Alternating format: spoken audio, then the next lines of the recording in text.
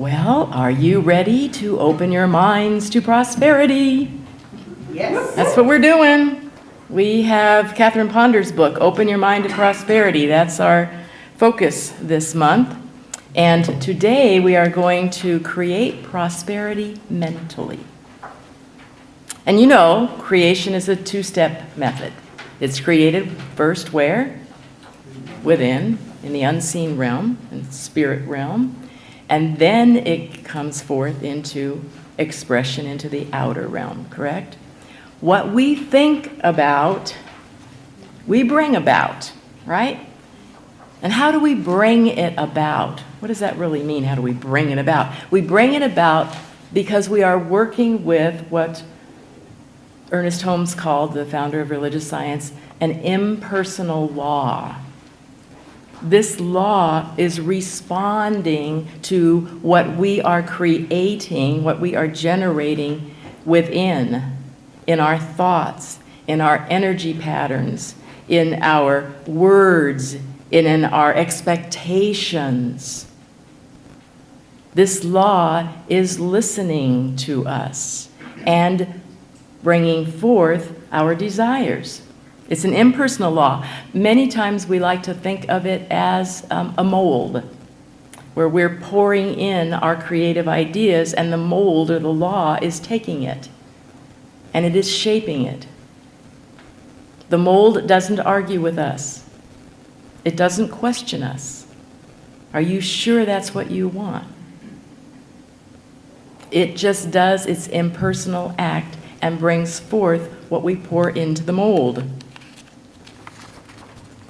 Catherine Ponder tells us specific tips so that we can have prosperity in our life. And I love her definition of prosperity. It's so succinct, so universal. It says, you are prosperous to the degree that you are experiencing peace, health, and plenty in your world. Pretty succinct. I mentioned last week, I love the order of how she puts these in, because she first starts with peace. I think all of us, one of the first things we ever want in life is peace, peace of mind. And then health, vitality, peace in our mental clarity. And then finally, our plenty in our needs that are being met. I participated last night again in the Universal Dances of Peace, that is down in San Diego. And it is exactly what it says it is, Universal Dances of Peace. We sang in English, Hebrew, and Spanish. We had songs that were teachings from Judaism, Buddhism, Hinduism, and Christianity. And it so reminds us how universal, how whole, how one all of us really are at our core. You know, we all have these different paths that we take to the one. You know, you can be Christian, you can be Hindu, it can be Buddhist, it doesn't really matter.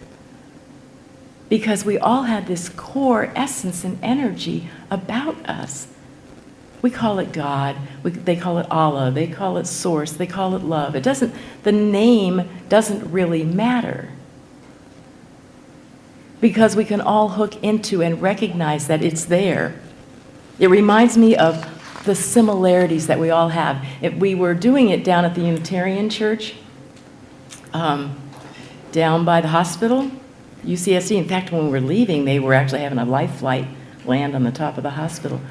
But in one of the songs we were doing, it was the one sung in Spanish, and it was something about medicine. I don't know Spanish. I'm going to learn that, though. It's on my list when I retire. But it was something about medicine. And the gal that was leading the song said, look, here we have this hospital right here. We can send our energy, our healing energy, to all the people in that hospital or whomever that we have in our hearts that we know personally. Things like that are the way that we express the universality of this thing that we call humanity. Because we all do have that one core essence and energy about us. So last week we talked about cleansing our mind for prosperity, right? And what was the thing we were going to do? Cleaning out stuff, right? Clearing out the excess stuff, the clutter. And I have had on my to-do list now for a while doing just that. And I've done a little bit at a time. I'm so grateful for all of you that came over and helped me get the garage cleaned out of all the excess stuff, I had ended up there from the church items. And so now I can actually have, my garage is so organized. Now I actually have room to be able to, put more of the stuff that I've stuffed inside my cupboards out in it. So I'm going to share a personal story with you that I wondered if I should share or not, or if I should just keep under my hat. And I thought, no, this is a teaching tool. So I wanted to share this. I live in an old house. Now, the reason I'm prefacing this is because remember, I'm talking about the law. The law is listening to you. Okay, the law is going to provide and produce what it is you're talking about, you're generating your energy. I live in an old house, and it's kind of a different style. I think it was built at different times, maybe things were added on and so forth. And at the end of the hallway is a closet. Open the two doors, there's a closet there, pretty good sized closet. And then on either side of it are bedrooms. And behind the closet is a bathroom. And I had done this measurement, I had looked and I'd done all these things, and I thought, you know what? I don't know how they built this house or why they did this, but they created like this big, huge empty space. That there's something there. There is a hidden treasure in this big area that I had calculated out in my measurements. I want to see what it is. So I called my landlady and I said, do I have your permission to cut open a little hole in the back of the closet through the drywall? I want to see what's in that void. And she said, well, as long as you can patch it up, if you're that interested in wanting to see, just go for it. If you can patch it, fine. She goes, well, of course, that's where I hid my dead bodies. And I said, well, it doesn't smell, so I don't know. So I said, okay. I said, maybe there's gold there. Who knows? I was just so excited.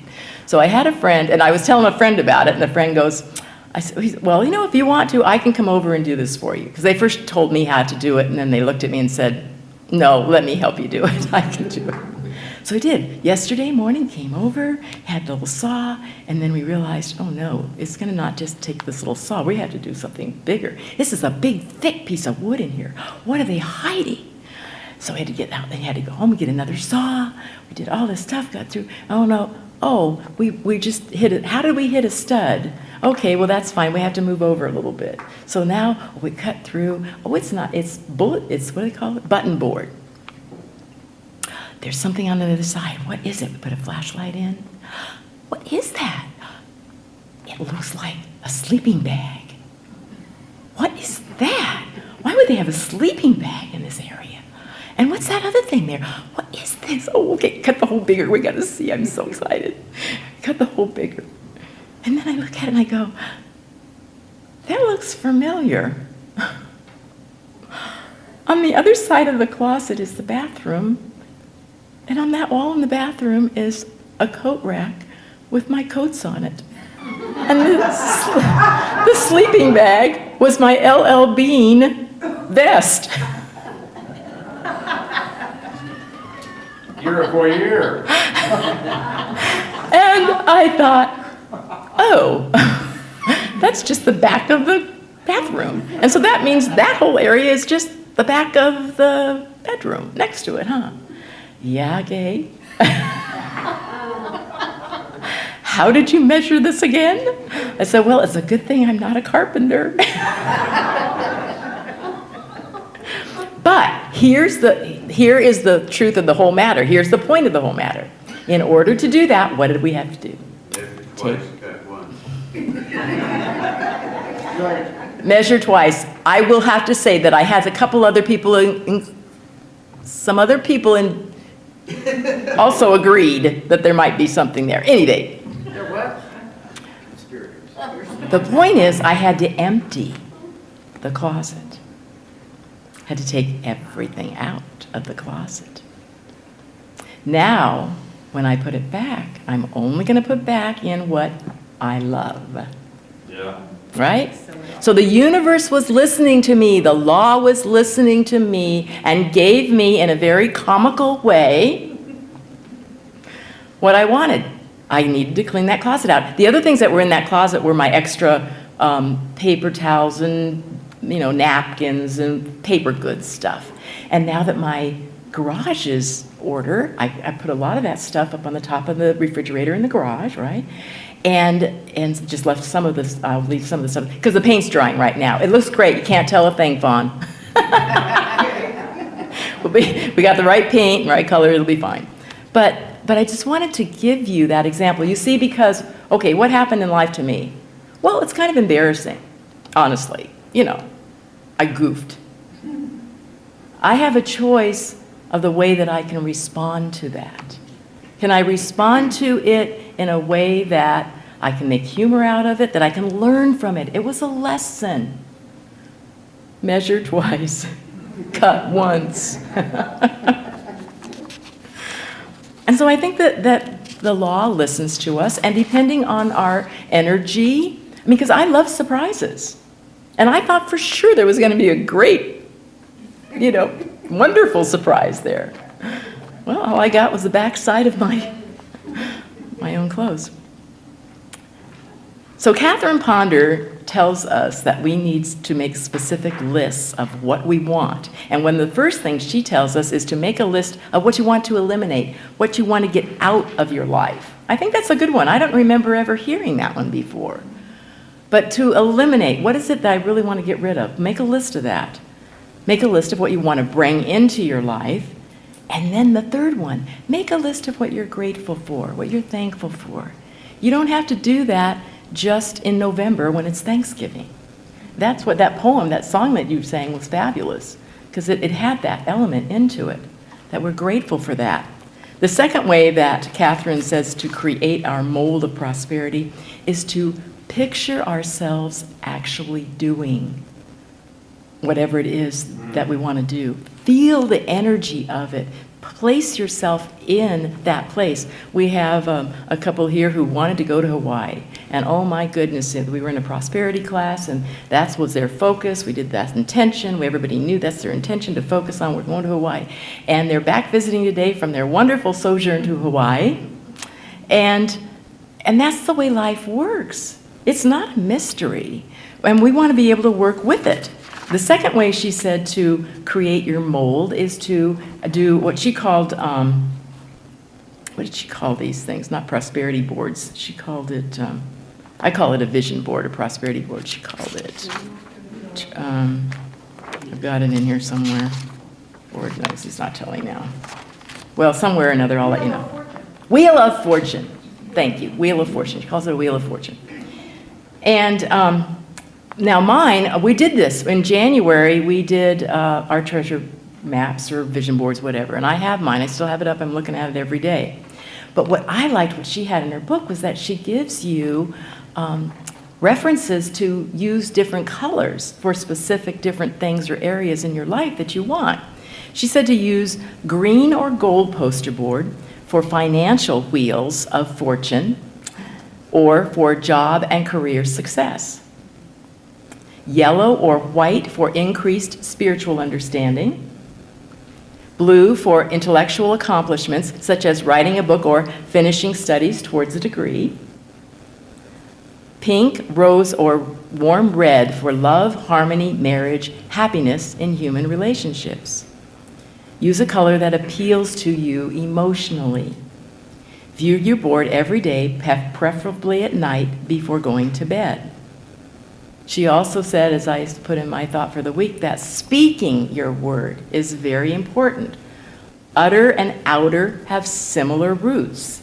I hadn't thought about that before, but what you speak and what you utter is what's going to be coming to you in the outer. We want to talk about, we want to speak about what we want, not about what we don't want.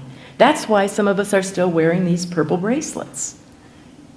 The No Complaining campaign is about speaking what you want, not speaking negatively and what you don't want. She told the story of a man who was a janitor. He worked for a company that he had gotten to the top of his pay grade.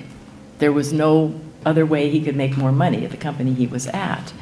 And his wife kept repeating to him, time and again, now, honey, things are going to get better for us financially. Our income will increase. Honey, things are going to get better for us financially.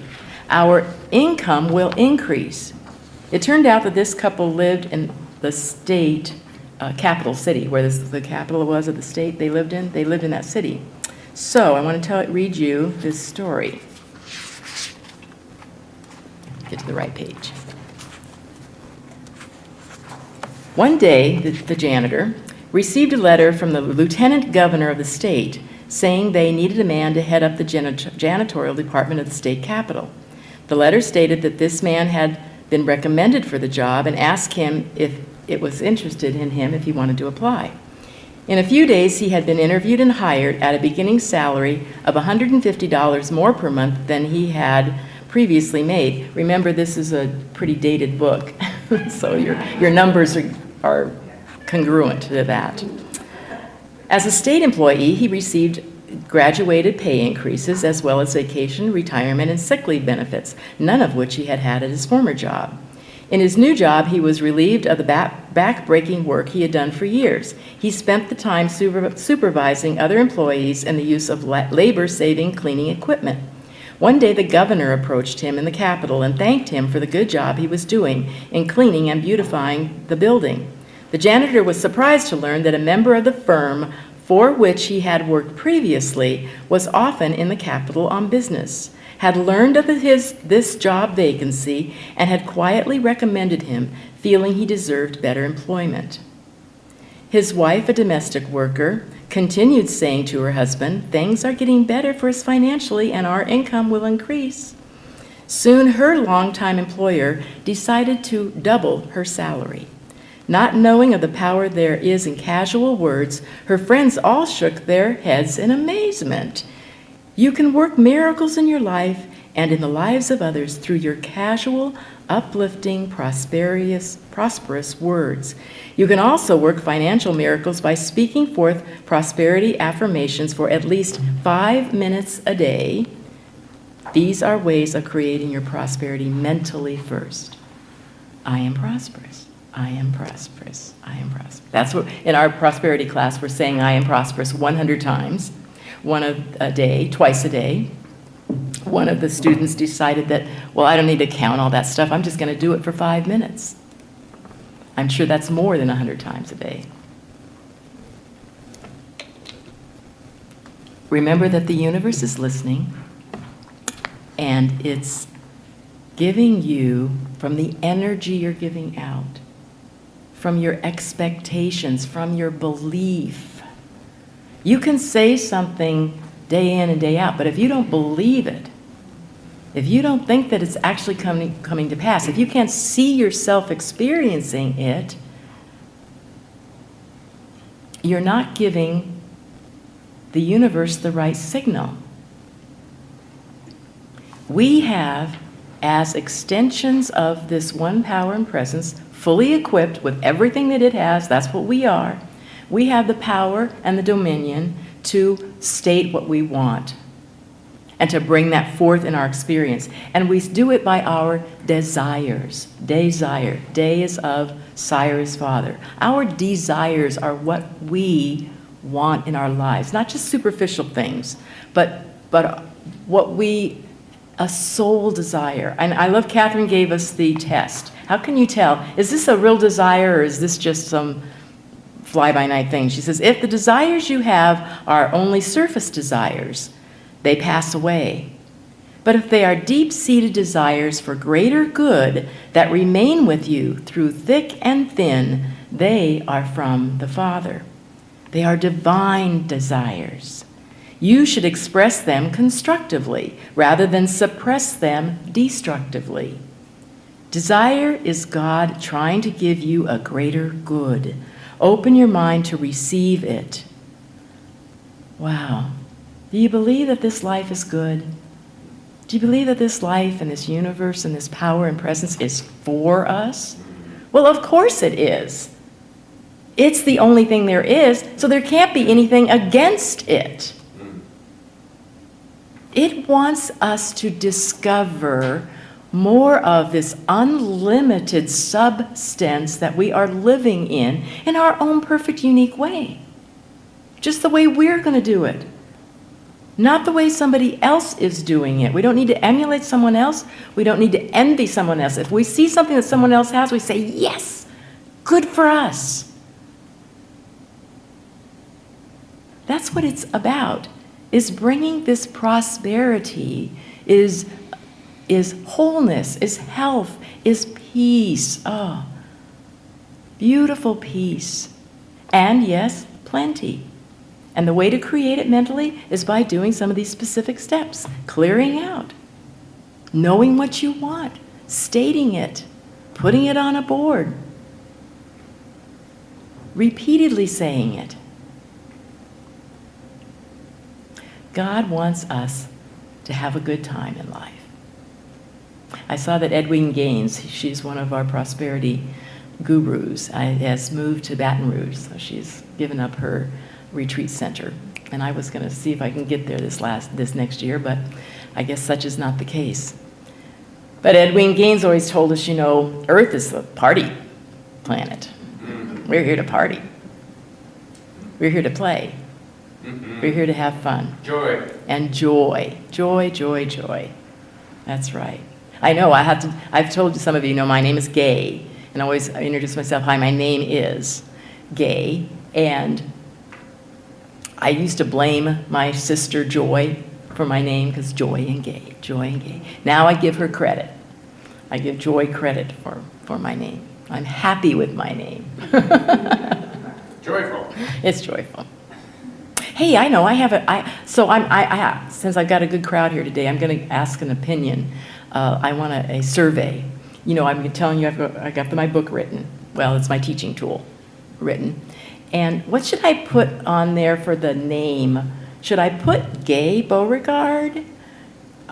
Should I put G.L. Beauregard? Should I put Lynette Beauregard? I have all these options of how to label who wrote this. And my mind thinks, well, if they see this name, what will they think?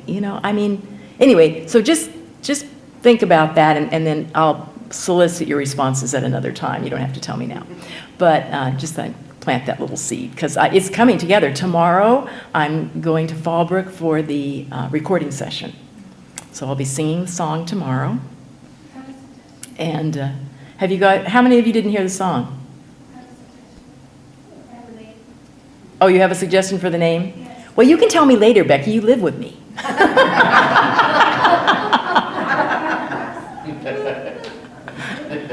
How many of you didn't hear the song? Want to sing it? Oh, okay. Oh, yeah, you'll like this. Okay, it's a teaching tool because it's for small children. It's lacy, shoelace here, I want to make it clear, we're in for such a treat, as you go move your feet, just tie me in a bow, and then it's off we go, to run and jump and play, until the end of day, and when it's time to rest, and we have done our best, just pull my strings away, and then we'll hit the hay.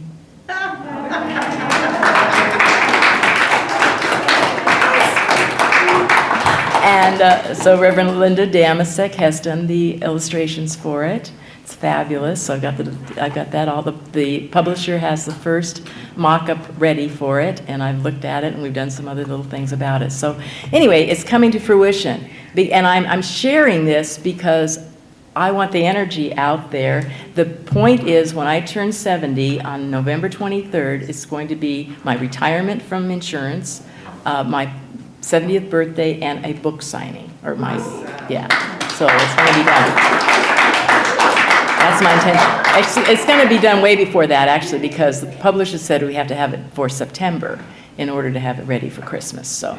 Is it a children's book then? It's children. It's what's actually, it's the bottom of it is it's a hard cardboard, like a piece of, you know how they have make children's books through all thick things? The top of it has like a little handhold, like a hole on it to hold it, and the bottom of it is a shoe with a lace that literally goes through it, so that they'll be able to learn how to tie a shoe on this board. And then there'll be instructions on how to tie this shoe with making rabbit ears and things like that.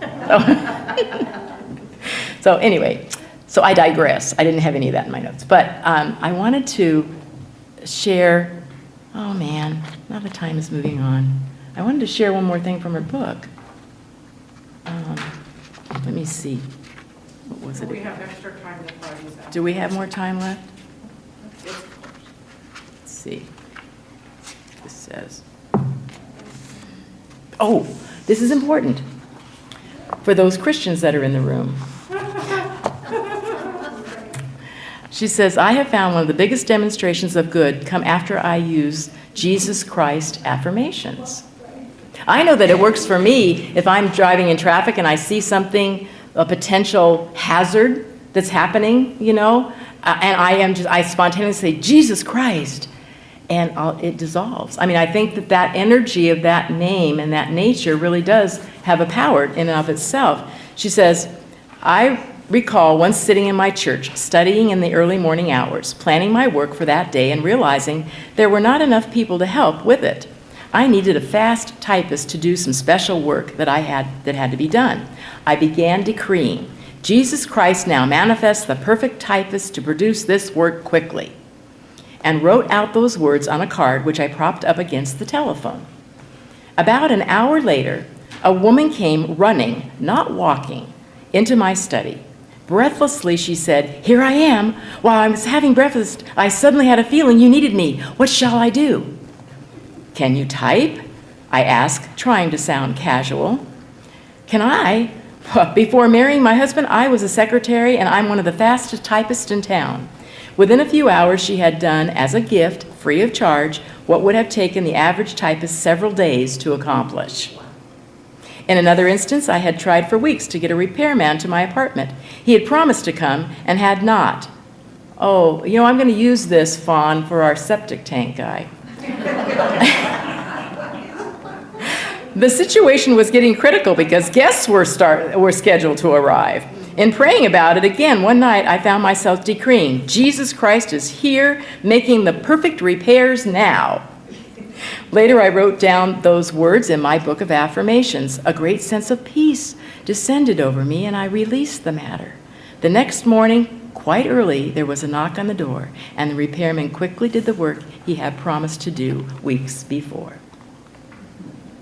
This stuff works if we just do our part.